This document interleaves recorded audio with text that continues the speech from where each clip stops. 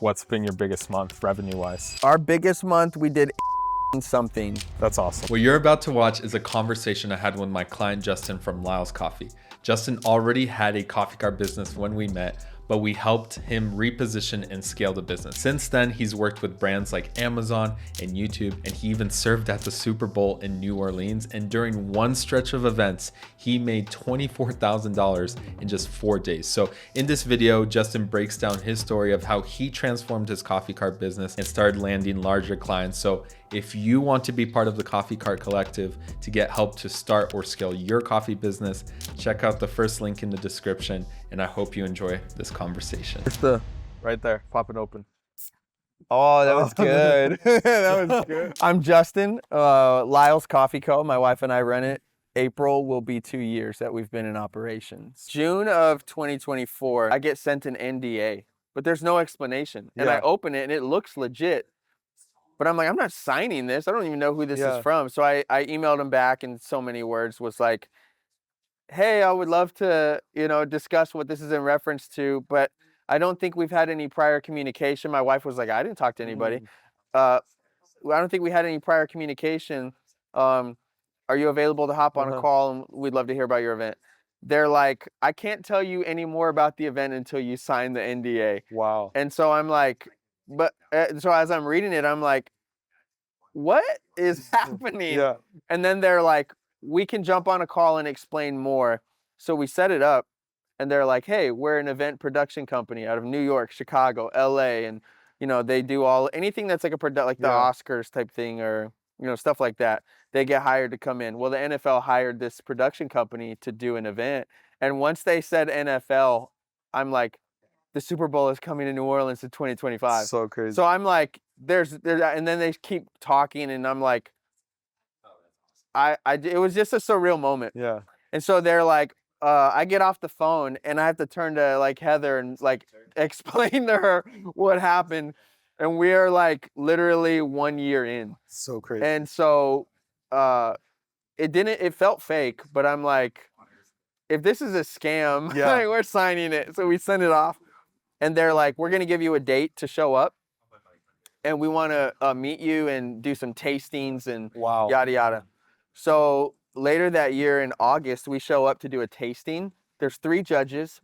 And there's like 6 to 8 like booths in the room. We pull up to one booth. There's like a charcuterie board person next to us. We're the coffee. There's like sushi. There's like baked goods. There's like and they're literally walking around. And they're taking notes, and they're like looking and inspecting your cart, your product, your presentation, super intense. And they're like, what do you offer for somebody that has an allergy? What do you offer for like milk? For everybody had a different list of questions, but they put you through the ringer, and then they're like, okay, you'll be hearing from us in 2 months or whatever. So you leave and. Heather and I put our best foot forward. We did a lavender vanilla matcha. We did a king cake latte, just almond, vanilla, and cinnamon. A homemade one with like butter in it, and it's really rich and and then we did cafe au laits. Yeah. And so because they were like, bring in 3, and they were like dictating to us, like as a coffee cart, you're like, you pay us, we bring who we are. They were like, no, you're going to do this way, and you're going to do that, and you're only going to do this. So crazy. So we had to show up with like a curated everything. What we found out was 106 restaurants and vendors applied. 54 made it through tastings. Only 18 were selected to represent the city of New Orleans in front of the rich and famous of the world. So we served coffee to Steve Urkel from Family Matters. Oh, crazy. Which is like an OG. As a 90s kid, I'm like, that's crazy. That's wild. John Hamm is over there. Wow. Adam Sandler, Paul Rudd is the commissioner, walks right by us, Cherry Jones. And we're because we ended up winning the bid. And that's awesome. But yeah, so that was like the golden ticket item that the Super Bowl, man. Yeah. Wow. Yeah. So and we didn't even know we booked it until late October. Late October, maybe early November. And then you couldn't even talk about it. And we couldn't talk about it. And we couldn't post about it. Yeah. Even until like weeks after the event. Yeah. You know, So you want to awesome. respect the NDA, bro. Yeah. I remember coming in, I'm like, hey, so this is the investment, and you're like, and I'm like, I'll let you talk about it real quick, and then you're like, yeah, we're in. I took one of those. Yeah, you like, took to hide one my of those, face. and then you're like, yeah, we're in, and like, I guess like, was it worth it? Oh, absolutely. Absolutely, it's been worth it. I'll tell you. So that's like it feels like an understatement because we've been able to make. I don't know how 5x, 10x, whatever, yeah, ROI. We wouldn't be here without it. In some ways, I feel like we've got it down, and in other ways, I feel like we still have so much to learn. I do have the added bonus of doing it with my best friend. That's true. So that is, I'm Power texting her couple. today, and I'm like, can you call this person and follow up? I just talked to them, and she's like, I got it. Tell us about kind of the journey that you guys took, maybe even a little bit about, because when we first talked, you already had a coffee cart. I had kind of fundraised some money for our church, and it was a large amount. It was $100K, and so I said, "Hey, can we give away?" The church wanted to give away 50% of that, and then use some of that for like renovation, signage. And I just threw out an idea, and I said, "How do you feel about a coffee cart in our church lobby?" And they loved it, and I put the budget together. I gave options, so they purchased the equipment, but we didn't own our own setup, materials, anything. So we borrowed it and rented it. And then we did that long enough to where we were able to save up enough money to buy our own cart, but then we borrowed the machine, and then we bought our own machine, and now we own 3 carts and 3 grinders and almost 3 machines. So it's taken us a little bit longer because we didn't max out a credit card or we just borrowed and paid to use it and saved, and so our journey's taken a little bit longer, but I'm grateful for it. Yeah. Because when you came to me, how did you find me? Was it on Instagram? It was on Instagram, and you had the same machine that I had, and I kept having problems with my machine. So I was asking you, because in your stories, you were like, ask me anything. And I was like, how are you keeping up with volume on your Eagle One Prima? Yeah, guys, we switched machines. Do not recommend that I have it at my home now, but do not recommend that for a coffee cart. Because the coffee cart at the church it wasn't a company, it was just a blank, we just used it on Sundays. So you were like, what's the name? What's the brand? Put together a branding sheet. Yeah. What are you gave us a lot of clear and concise direction. And so then we had to look at each other and figure out where we wanted to land on a name, which was the hardest part for me. We just we gave up. I was like, this is taking up way too long, too much brain space. So just your last name. It's Lyle's Coffee Co. Why? Because that's who we are. So that's awesome. And I think we've talked a little bit about this. You're kind of the bottleneck to your own company. Yeah. And so as you grow, you give the business an opportunity to grow. As you grow, you give your employees more space to grow into. As you learn, you have more to teach. And so as you get healthy, you can help others. It just goes and goes. In running maybe the day-to-day coffee cart, what's been like the most thing that has stood out? If you're not writing down how you do what you do when you do it and how long it takes you to do it, you're not leaving any blueprint for the person behind you. And so if you're going to hire employees, is there a file I can send you, a piece of paper I can slide across for you to look at and go, okay, step 1, step 2, step 3, I think this makes sense. I think I could do this. I think that's one thing. I think that's why we've been able to do it so long, both having full-time jobs while raising kids, managing relationships and everything else, is because there's a lot of things that we don't do well. Yes, there's a lot of things that we don't do well that we could talk about, but because of our background, we've had to learn how to do systems.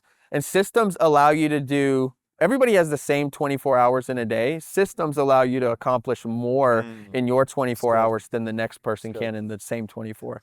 So if you are feeling behind I'm always like, let's look at your systems. Like, That's good. So hopefully that's practical. I yeah, mean, that's really good. if you're writing down what you're doing, when you're doing it, how you're doing it, at some point that's going to be a blessing. Yeah. So yeah, you're gonna have to do eventually, especially if you're scaling to 3 carts. And yeah. I guess like a fun question, like what's been your biggest month revenue wise? Our biggest month we did 18 something. That's awesome. This last January we did 17.9. So I was like bummed. I was like, dang, I wanted to break it. So we're not doing like a million events. We're doing like a few that are higher ticket. I love that. And which has an upside to Yeah. it, but you Yeah. know, ultimately we're trying to increase our number of events too. We talked about this last night over dinner. There's 3 things that you need, I think, in order to be successful. And I read this or listened to somebody say this at some point, but in our context, like the 3 things are skill set, tool set, and mindset. And in the community, you know, I learned skill set before I came in. Right. I'd managed a coffee shop, Yeah. but it wasn't a third wave. It wasn't specialty. It was like automatic machines. So I didn't know how to dial in espresso. YouTube University learned how to do that. And so there were like skill sets that I'd learned as far as coffee and hospitality.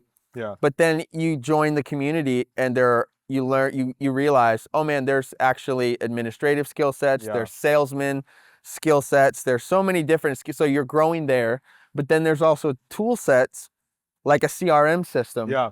You were like, I think you're ready for a CRM, and I'm like, am I? It was a tool that was new to me. Or like just if you're deciding between equipment, like Yeah. I remember in the blueprint, so many people are like, what grinder? What about this one? Yeah. What about this one? It's cool to have everybody now at this point. There's less chatter because there's more definitive Yeah, answers. for sure. But I know now what I'm going to use tools moving forward. Even if I can't afford them right now, or even if I'm not ready for them right now, I know what tools to stay know the away route, from. yeah. And I know what tools that I'm like not going to settle for anything less. Yeah. But for me, the biggest takeaway has been mindset. Wow. So scarcity mindset, poverty mindset. I didn't come from money. I've worked for, you know, over a decade at a job where, you know, I make $19K a year and I get to live in the church's parsonage. Yeah. And it's an expensive city to live in. And no shade at anybody, anything, my church, whatever. If there was more money there, you know, they've said we would pay you more if we had it. Yeah. And so since joining, that ceiling has kind of been shattered. Wow. And so, you know, they talked about it this morning. Heather and I have conversations where it's very much like they said today, like, do you want me to dream with you, or do you want me to tell you how insane that sounds? So that's kind of fun. Yeah. Because I've always been a dreamer, but for the first time, I don't think they're like crazy dreams anymore. Wow. I'm like, why not? Who's going to tell me no? So it's like, feel like it's broken, like limited. It's broken some stuff off of me. Stuff. Yeah. If you could say one piece of advice to someone who's starting, or one piece of advice to someone who's struggling to scale. Whatever you have to do to work through insecurities, because insecurities, they just make you prideful. Pride is the root of insecurity. And if you are going through I can't imagine the ride being fun for very long if you're going through your building a business process, carrying so many, so much baggage. Yeah. Right now, my That's awesome mindset advice. Yeah. is fail fast, fail forward, fail often. Let failure teach you. Failure is not fatal. Failure is not final. Failure is get all the failure out now. We had somebody join the community recently that reached out, and I was like, listen, I've had this conversation with like over a dozen people. I'm just going to let the numbers speak. This is what we did. This is what we did now. And this is what projected. Johnny played the largest percentage role in all of this. Wow. And they joined. And it's not just worked for me. Yeah. I have friends. We're all here at the collective. And I can imagine us being lifelong friends. Yeah. This is what brought us together.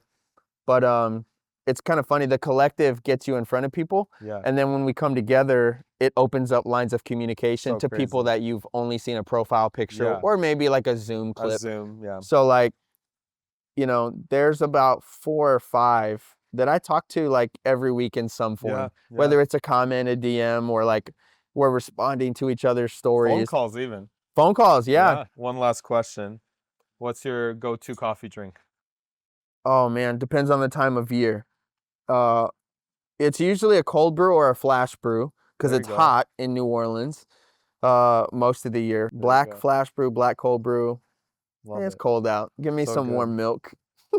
Well, you're on your route, like you're on the way to do 6 figures actually this year. Yeah, So I'm super excited for you. yeah.